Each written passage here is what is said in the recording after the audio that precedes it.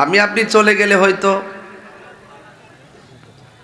আপনার 100 বছর 200 বছর পরে বা 300 বছর পরে আপনার নাম নেওয়ার কেউ থাকবে না, আপনার নাম চিনবেই না।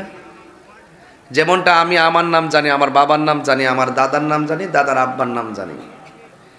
এরপরে যদি বলি যে দাদার আব্বার দাদার নাম কি, আমি কিন্তু বলতে পারবো না। 300 বছরের ভিতরে আমি কিন্তু জানি না। আপনি ভাবতেছেন যে আপনি বড় বিশ্বাস হুজুর, বড় একজন শিল্পপতি, দেখবেন আপনার নামটা অটোমেটিকলি মানুষ বলে যাবে। তবে আপনার নাম তো ভুলার প্রশ্নই আসে না। 100 বছর কেন, 700 বছরও শাহজালালকে কেউ বলে না। তো একটা হলো বান্দা আর একটা হলো বন্ধু। বান্দা হারিয়ে যায়, বান্দার কর্মগুণে বান্দা হারিয়ে যায়, আবার বান্দা কর্মগুণে মান্দা ইতিহাসের পাতায় লেখা থাকে। আমরা বন্ধু হতে চাই।